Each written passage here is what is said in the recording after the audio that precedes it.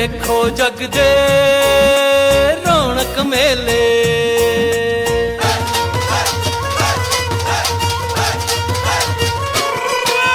ਵੇਖੋ ਜਗ ਦੇ ਰੌਣਕ ਮੇਲੇ। ਕੁਝ ਖੇਡਣ ਆਂਦੇ, ਕੁਝ ਖੇਡ ਕੇ ਜਾਂਦੇ, ਭੰਗੜੇ ਖੁਸ਼ੀਆਂ ਦੇ ਉਹ ਪਾਉਂਦੇ, ਭੰਗੜੇ ਖੁਸ਼ੀਆਂ ਦੇ ਉਹ ਪਾਉਂਦੇ, ਜੋ ਮੌਜਾਂ ਵਿੱਚ ਝੂਮ ਕੇ ਗਾਉਂਦੇ। ਖੁਸ਼ੀਆਂ ਖੇੜੇ ਸਾਡੇ ਵੇੜੇ,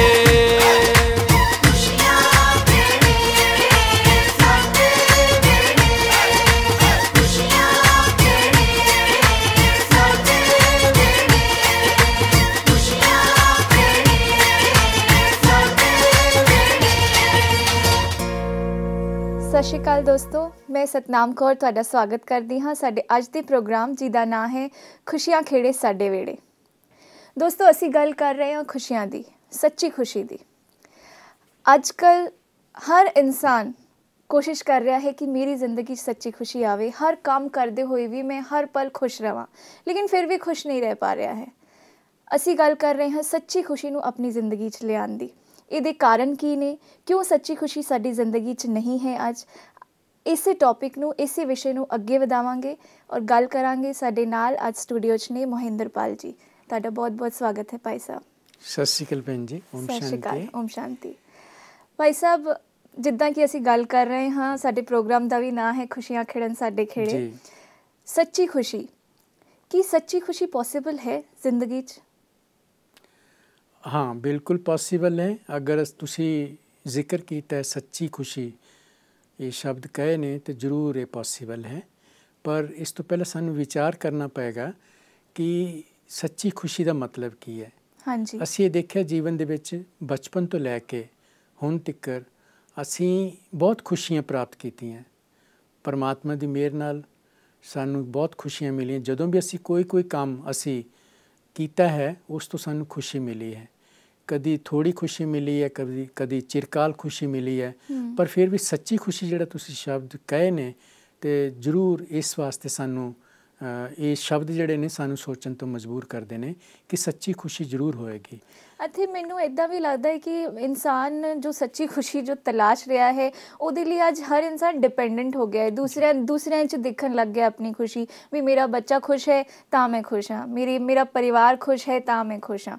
ਉੱਥੇ ਹੀ ਫਿਰ ਜਦੋਂ ਦੁੱਖ ਆਉਣ ਲੱਗ ਜਾਂਦੇ ਨੇ, ਪਰਿਵਾਰ ਦੁਖੀ ਹੋ ਗਿਆ, ਤੇ ਉਹ ਅੰਦਰ ਦੀ ਖੁਸ਼ੀ ਵੀ ਗਾਇਬ ਹੋ ਜਾਂਦੀ ਹੈ। ਤੇ ਇਸ ਚੀਜ਼ ਨੂੰ ਤੁਸੀਂ ਕਿੱਦਾਂ ਐਕਸਪਲੇਨ ਕਰੋਗੇ ਕਿ ਆਪਣੀ ਖੁਸ਼ੀ ਲਈ ਅਸੀਂ ਦੂਸਰਿਆਂ 'ਤੇ ਡਿਪੈਂਡ ਹੋ ਗਏ ਹਾਂ, ਤੇ ਉਹ ਸਹੀ ਗੱਲ ਨਹੀਂ ਹੈ? ਦੇਖੋ, ਇਹ ਸੰਸਾਰ ਜਿਹੜਾ ਹੈ ਇੱਕ ਦੂਸਰੇ ਦੇ ਨਾਲ ਲਿੰਕਡ ਹੈ, ਜੁੜਿਆ ਹੋਇਆ ਹੈ। ਜਿੱਦਾਂ ਤੁਸੀਂ ਕਿਹਾ ਕਿ ਸਾਡੇ ਵਿਹੜੇ ਜਾਂ ਸਾਡੇ ਸਮਾਜ 'ਚ ਜਾਂ ਸਾਡੇ ਪਰਿਵਾਰ 'ਚ ਅਗਰ ਖੁਸ਼ੀ ਹੈ ਤਾਂ ਅਸੀਂ ਖੁਸ਼ ਹੁੰਦੇ ਹਾਂ।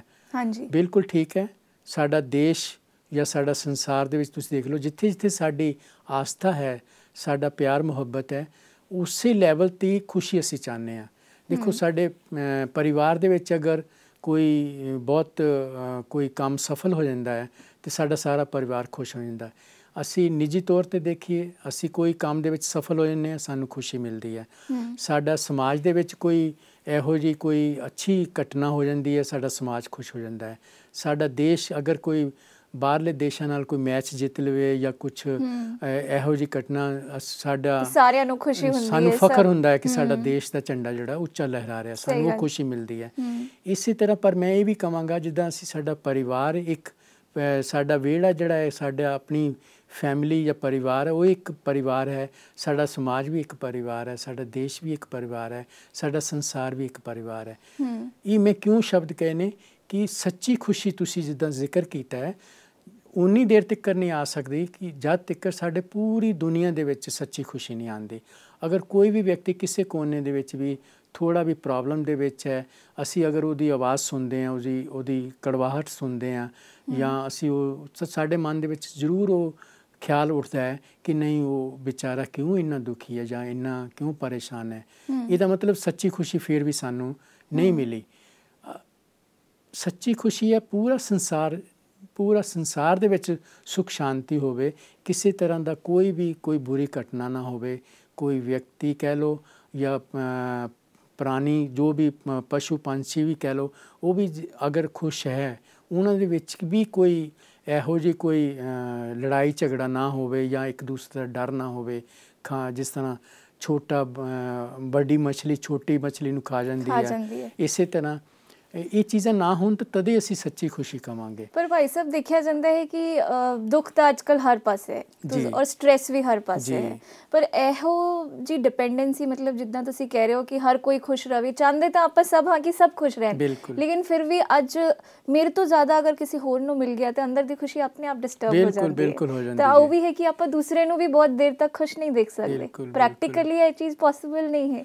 ਉਹਦੇ 'ਤੇ ਤੁਸੀਂ ਮੈਨੂੰ ਥੋੜ੍ਹਾ ਗੂੜੇ ਤਰੀਕੇ ਨਾਲ ਸਮਝਾਓ ਕਿ ਕਿੱਦਾਂ ਸਭ ਕੁਝ ਹੁੰਦੇ ਹੋਏ ਵੀ, ਨੈਗੇਟਿਵਿਟੀ ਹੁੰਦੇ ਹੋਏ ਵੀ ਤੁਸੀਂ ਆਪਣੇ ਆਪ 'ਚ ਅੰਦਰ ਖੁਸ਼ ਕਿੱਦਾਂ ਰਹਿ ਸਕਦੇ ਹੋ?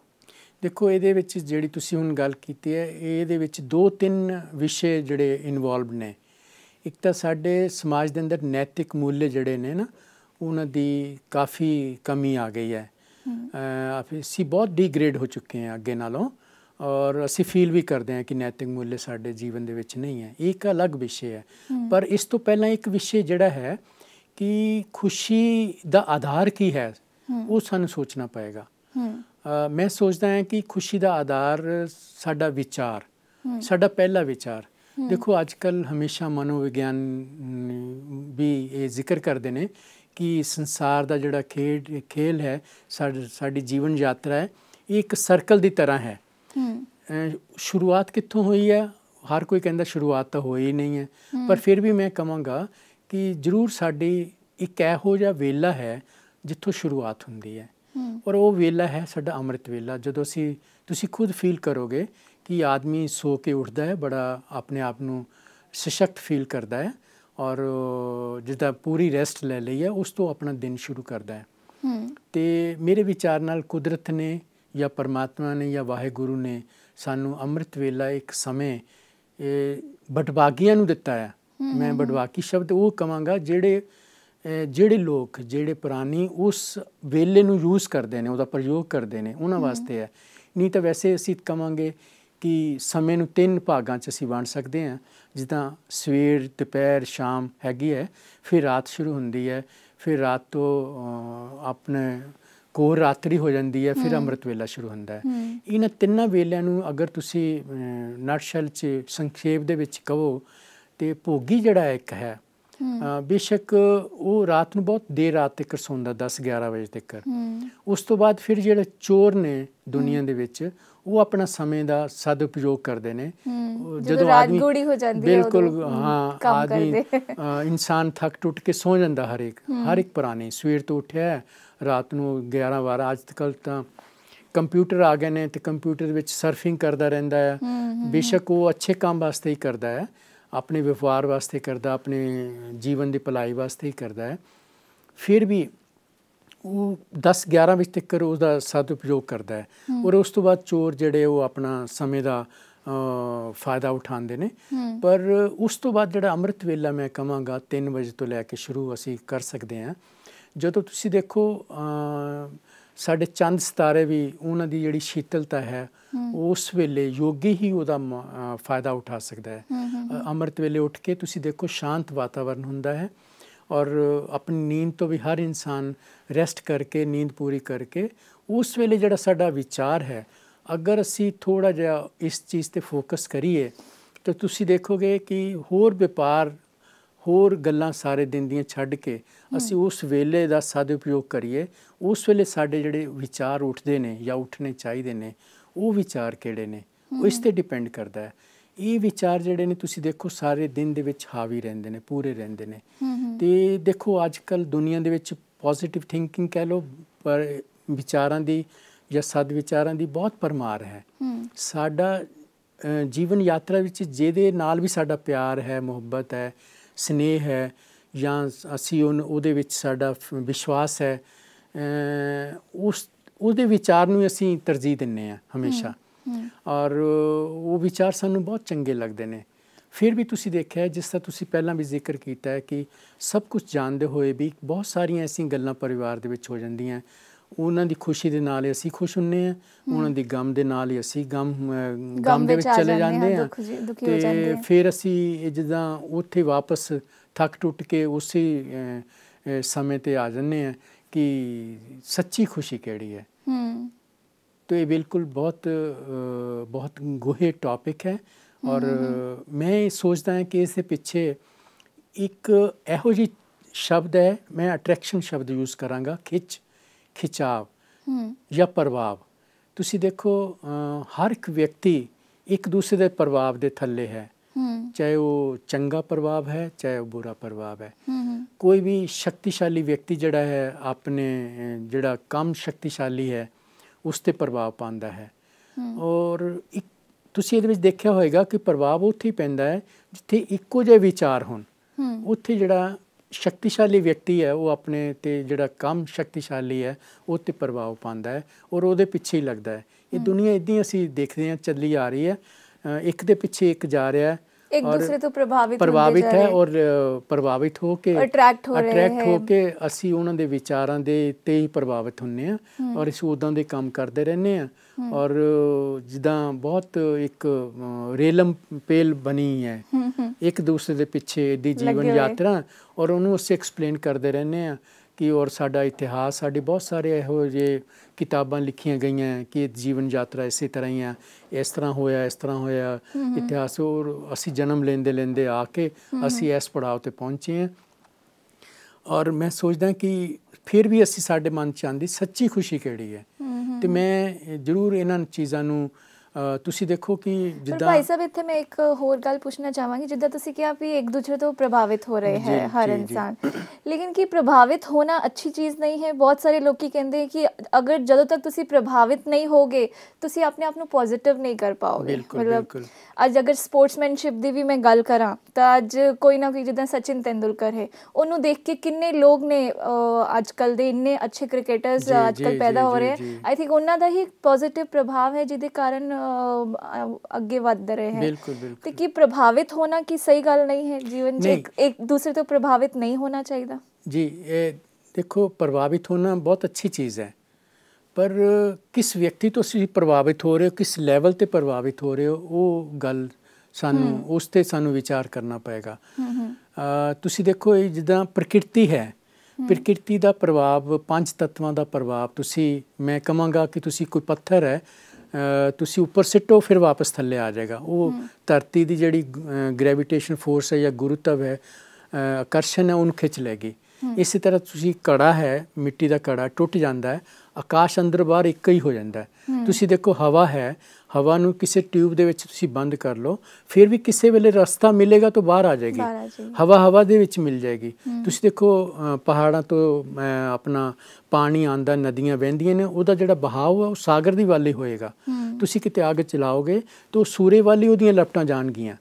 ਮਤਲਬ ਹਰ ਇੱਕ ਦੀ ਅਟਰੈਕਸ਼ਨ, ਹਰ ਇੱਕ ਦਾ ਪ੍ਰਭਾਵ ਇੱਕ ਦੂਸਰੇ ਨਾਲ ਜੁੜਿਆ ਹੋਇਆ ਹੈ। ਇਹ ਪ੍ਰਕਿਰਤੀ ਦਾ ਨਿਯਮ ਹੈ। ਇਸੇ ਤਰ੍ਹਾਂ ਤੁਸੀਂ ਦੇਖੋ ਮਨੋਵਿਗਿਆਨੀ ਢੰਗ ਨਾਲ ਅਸੀਂ ਸੋਚੀਏ, ਜਿਸ ਤਰ੍ਹਾਂ ਮੈਂ ਪਹਿਲਾਂ ਕਿਹਾ ਕਿ ਹਰ ਪ੍ਰਾਣੀ ਇੱਕ ਦੂਸਰੇ ਨਾਲ ਪ੍ਰਭਾਵਿਤ ਹੈ, ਅਤੇ ਜਿਹੜਾ ਵੀ ਸ਼ਕਤੀਸ਼ਾਲੀ ਹੋਏਗਾ ਉਹ ਦੂਸਰਿਆਂ ਨੂੰ ਪ੍ਰਭਾਵਿਤ ਕਰਦਾ ਰਹੇਗਾ। ਈਵਨ ਇੱਥੇ ਤੱਕ ਅਸੀਂ ਕਹਾਂਗੇ ਕਿ ਜਿਸ ਤਰ੍ਹਾਂ ਬਹੁਤ ਜਿਹਨੂੰ ਅਸੀਂ ਆਪਣਾ ਲੀਡਰ ਮੰਨਦੇ ਹਾਂ, ਨੇਤਾ ਮੰਨਦੇ ਹਾਂ, ਅਗਰ ਕਿਤੇ ਆ ਜਾਏ ਤਾਂ ਉਹਦੀ ਜਿੰਨੀ ਵੀ ਫੋਲੋਅਰਸ ਹੋਣਗੇ ਉਹਦੇ ਪਿੱਛੇ ਉੱਥੇ ਇਕੱਠੇ ਹੋ ਜਾਣਗੇ। ਇਹ ਵੀ ਇੱਕ ਪ੍ਰਭਾਵ ਦੀ ਹੀ ਨਿਸ਼ਾਨੀ ਹੈ। ਇਸੇ ਤਰ੍ਹਾਂ ਇਹ ਦੁਨੀਆ ਚੱਲਦੀ ਆਈ ਹੈ। ਪਰ ਤੁਸੀਂ ਦੇਖੋ ਕਿੰਨੀਆਂ ਆਤਮਾ, ਕਰੋੜਾਂ ਅਸੰਖਿਆ ਆਤਮਾ ਇਸ ਦੁਨੀਆ ਦੇ ਵਿੱਚ ਵਿਚਰ ਰਹੀਆਂ ਨੇ, ਔਰ ਉਹਨਾਂ ਦੀ ਤੁਸੀਂ ਦੇਖੋ ਕਿ ਇਹ ਖੇਡ ਦੀ ਜਿਹੜੀ ਤੁਸੀਂ ਕਹੋਗੇ ਨੋਵਲਟੀ ਹੈ ਜਾਂ ਇੱਕ ਯੂਨੀਕਨੈਸ ਕਹਾਂਗੇ ਅਸੀਂ, ਉਹ ਇਹਦੇ ਵਿੱਚ ਹੈ ਕਿ ਹਰ ਇੱਕ ਆਤਮਾ ਦਾ ਆਪਣਾ ਆਪਣਾ ਵਿਚਾਰ ਹੈ ਔਰ ਹਰ ਇੱਕ ਆਪਣੀ ਆਪਣੀ ਮਾਨਤਾ ਹੈ। ਇਹ ਅਸੀਂ ਇਸ ਨੂੰ ਫਿਰ ਵੀ ਅਸੀਂ 4-5 ਭਾਗਾਂ 'ਚ ਅਸੀਂ ਵੰਡ ਸਕਦੇ ਹਾਂ। ਜਿਸ ਤਰ੍ਹਾਂ ਪ੍ਰਕਿਰਤੀ ਦੀ ਅਟਰੈਕਸ਼ਨ ਹੈ ਜਾਂ ਮਾਇਆ ਦੀ ਅਟਰੈਕਸ਼ਨ ਹੈ ਜਾਂ ਇੰਦਰੀਆਂ ਦੀ ਅਟਰੈਕਸ਼ਨ ਹੈ ਜਾਂ ਆਤਮਾ ਦੀ ਅਟਰੈਕਸ਼ਨ ਹੈ। ਅਸੀਂ 4 ਭਾਗਾਂ ਦੇ ਵਿੱਚ ਆਕਰਸ਼ਿਤ ਹੋਣਾ। ਹਾਂ, ਅੱਛਾ, ਆਕਰਸ਼ਿਤ ਹੋਣਾ ਔਰ ਪ੍ਰਭਾਵਿਤ ਹੋਣਾ ਇਹ ਇੱਕੋ ਹੀ ਚੀਜ਼ ਹੈ ਕਿ ਇਹ ਵੀ ਅਲੱਗ-ਅਲੱਗ ਚੀਜ਼ਾਂ ਹੈ? ਨਹੀਂ, ਹਾਂ, ਇੱਕੋ ਹੀ ਚੀਜ਼ ਹੈ। ਤੁਸੀਂ ਪਹਿਲਾਂ ਆਕਰਸ਼ਿਤ ਹੁੰਦੇ ਹੋ ਫਿਰ ਉਹਦਾ ਪ੍ਰਭਾਵ ਤੁਹਾਡੇ ਉੱਪਰ ਪੈਂਦਾ ਹੈ ਜੀ। ਜਿਸ ਤਰ੍ਹਾਂ ਮੈਂ ਪਹਿਲਾਂ ਐਕਸਪਲੇਨ ਕੀਤਾ ਪ੍ਰਕਿਰਤੀ ਦਾ ਪ੍ਰਭਾਵ ਪੈਂਦਾ ਹੈ ਔਰ ਮੈਂ ਦੱਸਿਆ ਕਿਸ ਤਰ੍ਹਾਂ ਹਰ ਤੱਤਵ ਜਿਹੜਾ ਹੈ ਉਹ ਆਪਣੇ ਅਟਰੈਕਸ਼ਨ ਦੇ ਵਿੱਚ ਕੰਮ ਕਰਦਾ ਹੈ। ਹਾਂਜੀ। ਤੇ ਇਸੇ ਤਰ੍ਹਾਂ ਤੁਸੀਂ ਲੈ ਲਓ, ਤੁਸੀਂ ਮਾਇਆ ਜਿਸ ਤਰ੍ਹਾਂ ਹੈ, ਮਾਇਆ ਅਸੀਂ ਜਨਰਲੀ ਆਮ ਭਾਸ਼ਾ ਦੇ ਵਿੱਚ ਜਨਰਲੀ ਧਨ ਦੌਲਤ ਨੂੰ ਕਹਿ ਦਈਦਾ, ਪਰ ਇਹ ਨਹੀਂ, ਅਸੀਂ ਮਾਇਆ ਜਿਹੜਾ ਹੈ 5 ਵਿਕਾਰਾਂ ਨੂੰ ਕਹਿ ਸਕਦੇ ਨੇ। ਅੱਛਾ, ਤੇ ਮਤਲਬ ਜੋ ਧਨ ਦੌਲਤ ਹੈ ਉਹ ਮਾਇਆ ਨਹੀਂ ਹੈ? ਨਹੀਂ, ਬਿਲਕੁਲ ਨਹੀਂ। ਤੁਸੀਂ ਦੇਖੋ 5 ਵਿਕਾਰ ਜਿਹੜੇ ਨੇ, ਜਿਹਨੂੰ ਤੁਸੀਂ ਕਾਮ ਵਾਸਨਾ ਪਹਿਲਾਂ ਕਹੋਗੇ, ਕਾਮ, ਕ੍ਰੋਧ, ਮੋਹ, ਲਵ, ਅਹੰਕਾਰ, ਅਸੀਂ ਜਿਨ੍ਹਾਂ ਵਿਗਰ ਇਸ ਵੇਲੇ ਸਾਡੀ ਪੂਰਾ ਅਸੀਂ ਕਨਵਿੰਸ ਹੋ ਚੁੱਕੇ ਹਾਂ ਕਿ ਇਹਨਾਂ ਵਿਕਾਰਾਂ ਬਗੈਰ ਤਾਂ ਸ੍ਰਿਸ਼ਟੀ ਚੱਲ ਹੀ ਨਹੀਂ ਸਕਦੀ ਔਰ ਦੁਖੀ ਵੀ ਹੁੰਦੇ ਰਹਿੰਦੇ ਹਾਂ, ਫਿਰ ਸੱਚੀ ਖੁਸ਼ੀ ਵੀ ਲੱਭਦੇ ਹਾਂ। ਤੇ ਤੁਸੀਂ ਦੇਖੋ ਇਹ ਵੀ ਅਜੀਬ ਜੀ ਗੱਲ ਹੈਗੀ ਹੈ। ਤੇ ਅਗਰ ਚੱਲ ਨਹੀਂ ਸਕਦੀ ਤਾਂ ਫਿਰ ਤੁਸੀਂ ਦੁਖੀ ਕਿਉਂ ਹੁੰਦੇ ਆ? ਫਿਰ ਤਾਂ ਤੁਸੀਂ ਉਸੇ ਵਿੱਚ ਲਿਪਤ ਰਹਿ ਕੇ ਆਪਣਾ ਇੰਜੋਏ ਕਰੋ। ਪਰ ਤੁਸੀਂ ਦੇਖਿਆ ਹੋਵੇਗਾ ਕਿ ਇਹਨਾਂ ਤੋਂ ਸਾਨੂੰ ਬਹੁਤ ਕਸ਼ਨ ਭੰਗਰ ਥੋੜ੍ਹੇ ਸਮੇਂ ਵਾਸਤੇ ਖੁਸ਼ੀ ਮਿਲਦੀ ਹੈ। ਜਿੱਦਾਂ ਤੁਸੀਂ ਕਾਮ ਵਾਸਨਾ ਲੈ ਲਓ, ਜਿਸ ਤਰ੍ਹਾਂ ਮੈਂ ਪ੍ਰਕਿਰਤੀ ਦਾ ਦੱਸਿਆ ਕਿ ਪ੍ਰਕਿਰਤੀ ਆਪਣਾ ਪ੍ਰਭਾਵ ਪਾਉਂਦੀ ਹੈ, ਅਟਰੈਕਸ਼ਨ ਹੈ ਉਹਦੀ, ਪਰ ਇੱਥੇ ਜਿਹੜੀ ਮਾਇਆ ਦੀ ਅਟਰੈਕਸ਼ਨ ਕੋਈ ਨਹੀਂ ਹੈ।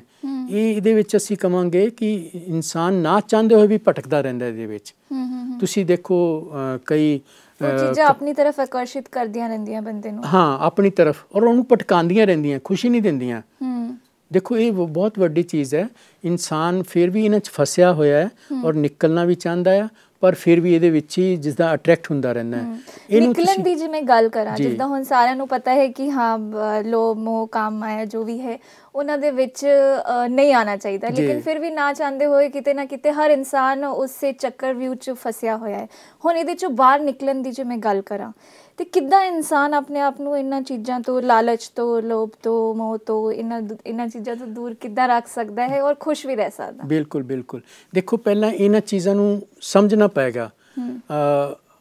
ਅਸੀਂ ਇਹਨਾਂ ਚੀਜ਼ਾਂ ਨੂੰ ਐਕਚੁਅਲ ਇਹਦੀ ਸਾਡੇ ਅੰਦਰ ਮਨ ਦੇ ਅੰਦਰ ਕਲੈਰਿਟੀ ਨਹੀਂ ਹੈ ਕਿ ਜਿਸ ਤਰ੍ਹਾਂ ਕਹਿੰਦੇ ਆ ਸੰਸਾਰ ਦੀ ਉਤਪੱਤੀ ਜਿਹੜੀ ਹੈ ਉਹ ਇਸੇ ਤਰ੍ਹਾਂ ਹੀ ਕਾਮ ਵਾਸਨਾ ਲਈ ਹੁੰਦੀ ਆਈ ਹੈ, ਪਰ ਨਹੀਂ, ਜ਼ਰੂਰ ਕੋਈ ਦੂਸਰਾ ਰਸਤਾ ਵੀ ਹੋਏਗਾ ਜਿੱਥੇ ਸੱਚੀ ਖੁਸ਼ੀ ਹੋਏਗੀ।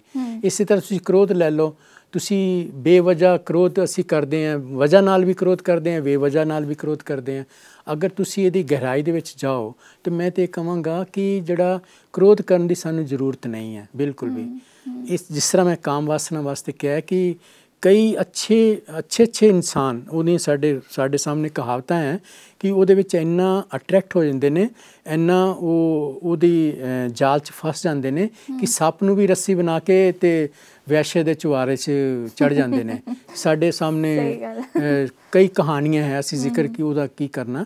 ਇਸੇ ਤਰ੍ਹਾਂ ਤੁਸੀਂ ਲੋਭ ਲੈ ਲਓ, ਲੋਭ ਦੇ ਵਿੱਚ ਆਪਸ ਦੇ ਪਰਿਵਾਰ ਦੇ ਵਿੱਚ ਸਮਝਦੇ ਹਾਂ ਲੋਭ ਹੈ, ਪਰਿਵਾਰ ਦੇ ਵਿੱਚ ਇੱਕ ਬਾਪ ਲੜਾਈ ਹੋ ਰਹੀ ਹੈ, ਇੱਕ ਮਾਂ ਬਾਪ ਦੇ ਬੇਟੇ ਬੇਟੀ ਹੋ ਕੇ ਅਸੀਂ ਆਪਸ ਦੇ ਵਿੱਚ ਜਾਇਦਾਦ ਦਾ ਬਟਵਾਰਾ ਕਰਦੇ ਹਾਂ। ਕਿਸ ਤਰ੍ਹਾਂ ਚੰਗਾ ਵੀ ਨਹੀਂ ਲੱਗਦਾ, ਫਿਰ ਵੀ ਜਿੱਦਾਂ ਨਾ ਫਸੇ ਹੁੰਦੇ ਆ। ਇਸੇ ਤਰ੍ਹਾਂ ਤੁਸੀਂ ਮੋਹ ਲੈ ਲਓ, ਜਿਸ ਤਰ੍ਹਾਂ ਬੰਦਰ ਦੀ ਮੋਹ ਦੀ ਅਸੀਂ ਗੱਲ ਕਰਦੇ ਹਾਂ। ਤੇ ਇਹ ਜਿਹੜੀਆਂ ਚੀਜ਼ਾਂ ਹੈ ਇਹਨੂੰ ਜਿੰਨਾ ਵੀ ਐਕਸਪਲੇਨ ਇਹਦੀ ਪਹਿਲਾਂ ਕਲੈਰਿਟੀ ਹੋਣੀ ਚਾਹੀਦੀ ਹੈ, ਸਾਡੇ ਅੰਦਰ ਹੋਣਾ ਚਾਹੀਦਾ ਕਿ ਇਹਨਾਂ ਚੀਜ਼ਾਂ ਤੋਂ ਸੱਚੀ ਖੁਸ਼ੀ ਮਿਲਦੀ ਹੈ। ਅਗਰ ਨਹੀਂ ਮਿਲਦੀ ਤਾਂ ਫਿਰ ਅਸੀਂ ਇਹਨਾਂ ਦੇ ਪਿੱਛੇ ਕਿਉਂ ਭੱਜਦੇ ਹਾਂ? ਫਿਰ ਜ਼ਰੂਰ ਕੋਈ ਦੂਸਰਾ ਰਸਤਾ ਹੋਏਗਾ, ਸੱਚਾ ਰਸਤਾ ਹੋਏਗਾ, ਅਸੀਂ ਉਹਦੇ ਵੱਲ ਕਿਉਂ ਨਹੀਂ ਅਟਰੈਕਟ ਹੁੰਦੇ? ਅੱਜ ਦਾ ਜੋ ਸਾਡਾ ਟੌਪਿਕ ਹੈ ਉਹ ਬਹੁਤ ਹੀ ਵਧੀਆ ਹੈ, ਸੱਚੀ ਖੁਸ਼ੀ ਕਿੱਦਾਂ ਅਸੀਂ ਪਾ ਸਕਦੇ ਹਾਂ ਔਰ ਕਿੱਦਾਂ ਇਹਦੇ ਉੱਪਰ ਅਸੀਂ ਇਹਨੂੰ ਆਪਣੇ ਅੰਦਰ ਵੀ ਲਿਆ ਸਕਦੇ ਹਾਂ। ਹਰ ਸਮੇਂ ਖੁਸ਼ ਰਹਿਣਾ ਕਿੰਨਾ ਜ਼ਰੂਰੀ ਹੈ, ਇਹਨੂੰ ਅੱਗੇ ਹੋਰ ਆਪਾਂ ਅਗਲੇ ਐਪੀਸੋਡ 'ਚ ਜਾਣਨ ਦੀ ਕੋਸ਼ਿਸ਼ ਕਰਾਂਗੇ, ਇਹਦੇ ਸੋਲਿਊਸ਼ਨਸ ਨੂੰ ਢੂੰਢਣ ਦੀ ਕੋਸ਼ਿਸ਼ ਕਰਾਂਗੇ। ਤਬ ਤੱਕ ਦੇ ਲਈ ਤੁਹਾਡਾ ਬਹੁਤ ਬਹੁਤ ਸ਼ੁਕਰੀਆ ਸਾਡੇ ਪ੍ਰੋਗਰਾਮ 'ਚ ਆਉਣ ਲਈ। ਸਤਿ ਸ਼੍ਰੀ ਅਕਾਲ। ਸਤਿ ਸ਼੍ਰੀ ਅਕਾਲ ਜੀ। ਦੋਸਤੋ, ਜਿੱਦਾਂ ਕਿ ਦੇਖਿਆ ਕਿ ਸੱਚੀ ਖੁਸ਼ੀ ਪਾਉਣ ਲਈ ਕਿੰਨਾ ਜ਼ਰੂਰੀ ਹੁੰਦਾ ਹੈ ਆਪਣੇ ਅੰਦਰ ਆਉਣਾ, ਕੁਝ ਇਹੋ ਜਿਹੀਆਂ ਚੀਜ਼ਾਂ ਨੂੰ ਆਪਣੇ ਅੰਦਰੋਂ ਬਾਹਰ ਕੱਢਣਾ, ਕੰਪਰੋਮਾਈਜ਼ ਕਰਨਾ, ਤਾਂ ਹੀ ਤੁਸੀਂ ਆਪਣੇ ਅੰਦਰ ਸੱਚੀ ਖੁਸ਼ੀ ਦੇਖ ਸਕਦੇ ਹੋ।